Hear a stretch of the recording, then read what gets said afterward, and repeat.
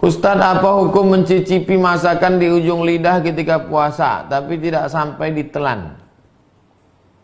Yang membolehkan mencicipi masakan itu mazhab Hambali, karena rasa itu di ujung lidah.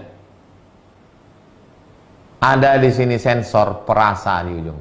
Nah, asin, asam, pahit di ujung. Nah, asal terasa. Habis itu ludah. Tuh.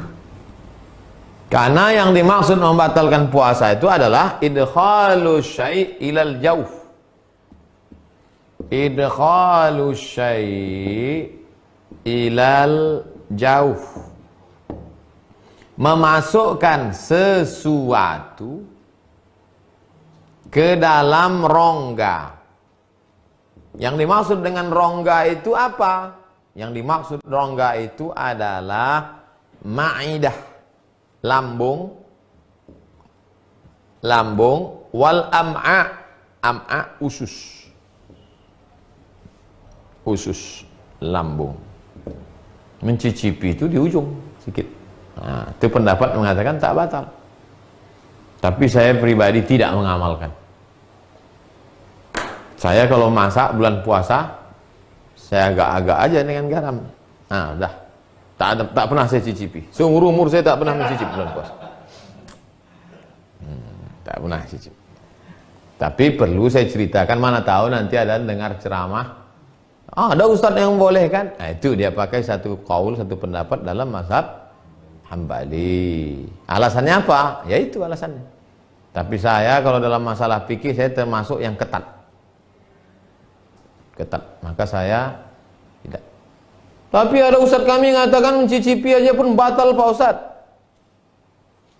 Mungkin 2 kilo pula dicicip. Dari pagi sampai sore mencicip aja.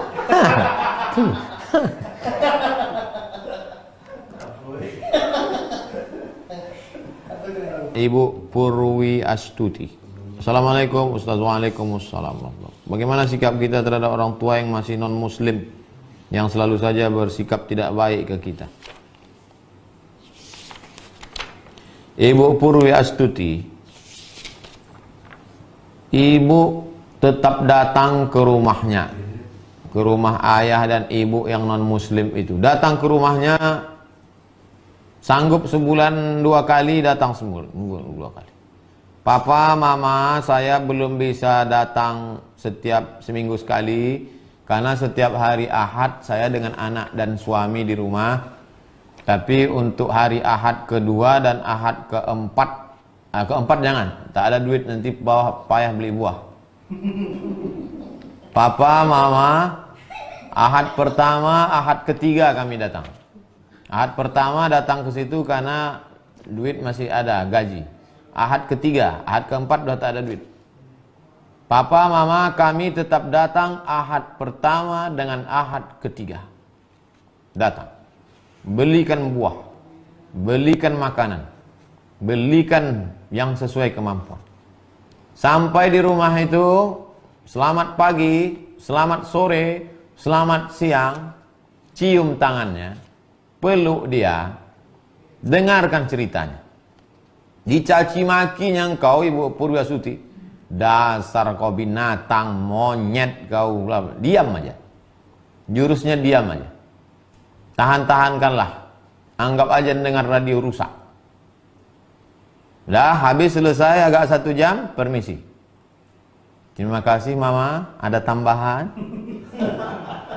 Nah, anak kurang ajar, pergi pulang. Tetap salami dia. Nanti hari Ahad ketiga datang lagi. Jangan bosan. Malam-malam menangislah. Jangan di depan dia menangis, karena dia makhluk, dia manusia. Menangislah di hadapan Allah.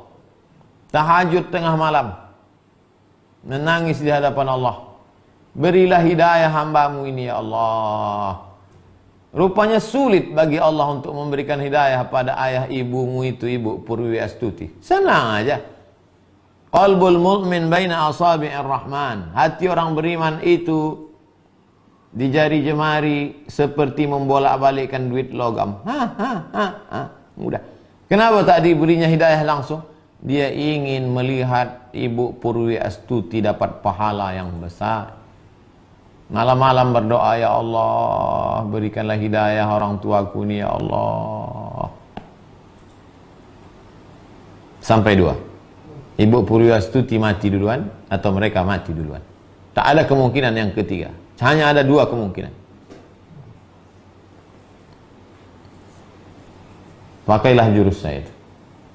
2. Pak M. Zainur Rifah. Ustadz, boleh tak menunda mandi besar sampai pagi karena malu sama mertua kalau mandi sebelum imsak?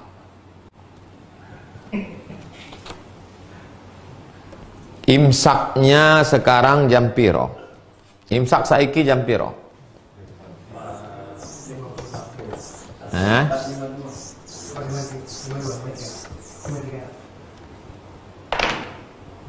Imsak di Pekanbaru Riau jam 4.49. Imsak atau subuh. Itulah, anggap aja subuh lah. Subuh. Masalah mandinya sebelum subuh atau setelah subuh, no problem. Mandinya sebelum subuh atau setelah subuh, tak masalah. Yang jadi masalah adalah hubungannya kapan. Yang tak boleh itu hubungannya setelah subuh. Nah, itu yang tak boleh. Adapun hubungannya sebelum subuh, mandinya setelah subuh, tak masalah. Mana dalilnya? Ada satu bab khusus dalam Sahih Bukhari. Bab tentang orang masuk waktu subuh dalam keadaan junub. Puasanya sah. Nabi SAW, idza qada hajatahu, kalau dia menunaikan hajatnya, dia berhubungan, kadang dia mandi, tapi kadang dia berwudu saja, lalu kemudian dia tidur.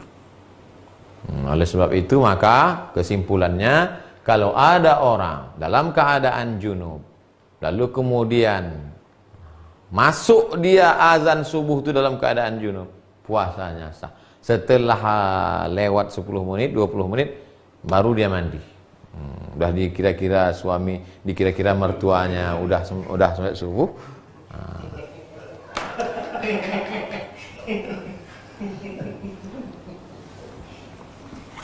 Begitu Pak Zainur Rifah. 4. Ustadz, bagaimana cara menghadapi suami yang sering sensitif sejak kena PHK? Memang sejak wabah corona ini, Ibu, orang sikap sensitivismenya meningkat. Orang yang kena PHK itu perlu dipahami psikologisnya sama macam orang sakit gigi. Orang sakit gigi itu senyum pun kita disangkanya ngejek dia. Senyum kita, hai, apa kau ejek-ejek aku? Nyanyi pun kita risau dia. Apalagi nyanyinya, nyanyi lebih baik sakit gigi daripada sakit hati. Jadi ibu pandai-pandailah sekarang. Pandai-pandai. Nampak dia macam agak-agak mengamuk, jauh sedikit. Udah agak-agak dingin, dekat. Apalagi udah dekat azan-azan maghrib.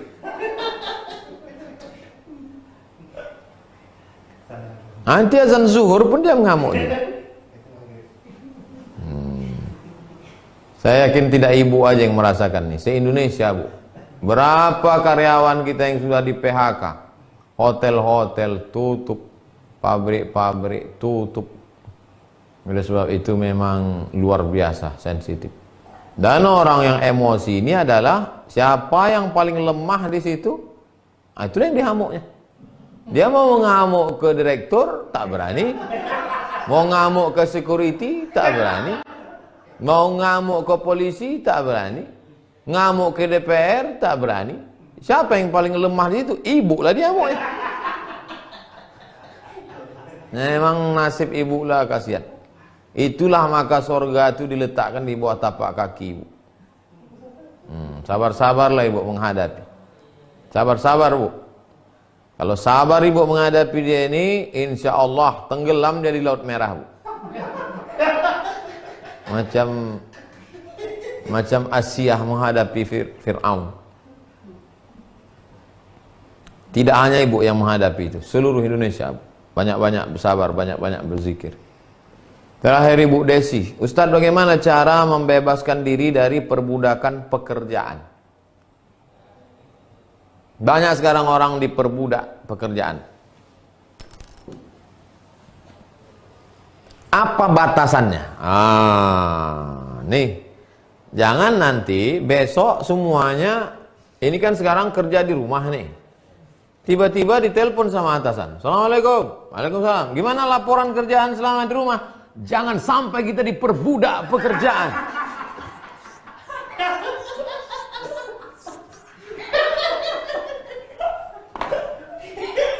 Bapak, tahu Bapak, kita ini jangan sampai diperbudak. Bukan itu maksudnya. Batasannya apa? Batasannya apa? Batasannya adalah syariat Islam. Sudah azan asar. Allahu Akbar, Allahu Akbar. Dia laporan dia oleh. Bang, abang nggak sholat asar, kata bininya. Ini laporan ini penting, nggak cair THR nanti. Ini udah hidup udah susah, jangan bikin susah. Udahlah di kantor susah, corona lagi, kau pula lagi susah. Lemparkan laptop ini nanti. Jam jalan juga, dia terus juga. Sejam udah. Abang tak sholat, kata bininya. Itulah gunanya waktu sholat itu dibuat Allah panjang. Udah lama mau azan-azan maghrib, abaul. Itulah orang diperbudak jabatan itu. Itulah orang diperbudak kerja itu. Jadi batasannya dalam Islam ini ada. Batasannya bukan rasa-rasa. Batasannya itu sunnah Quran, sunnah Rasulullah SAW. Jadi kalau bapak masih rajin kerja, saya Pak Ustadz suami saya itu rajin betul kerja, itu nampaknya diperbudak kantor dia itu. Enggak, karena dia masih tidak meninggalkan syariat. Itulah kaji kita malam ini. Besok kita akan masuk stasiun yang ke-32, namanya stasiun zikir. Rupanya kita baru bisa berzikir setelah lepas. Hanya orang merdeka saja yang bisa berzikir. Hanya orang merdeka saja yang bisa berzikir. Orang yang masih diperbudak pasar, maka mulutnya berzikir, hatinya di pasar. La ilaha illallah cabai, la ilaha illallah bawang, la ilaha illallah tomat. Orang yang masih diperbudak kantor, maka zikirnya zikir kantor. La ilaha illallah SPPD, la ilaha illallah gaji 13, la ilaha. Jadi yang bisa berzikir itu orang yang sudah hurriyah. Ini nyusunnya ini bukan tanggung-tanggung nyusun. Lepas dari segala keterikatan, baru masuk bab zikir. Jangan kemana-mana. Boleh kemana-mana, tak apa-apa. Besok kita jumpa di stasiun zikir. Terima kasih segala perhatian. Mohon maaf segala kekhilafan. Subhanakallahumma wa bihamdika asyhadu an la ilaha illa anta astaghfiruka wa atubu ilaik. Wa sallallahu ala sayyidina wa syafi'ina wa zukhrina wa maulana Muhammad wa ala alihi wa sahbihi wasallam walhamdulillahi rabbil alamin. Assalamualaikum warahmatullahi wabarakatuh.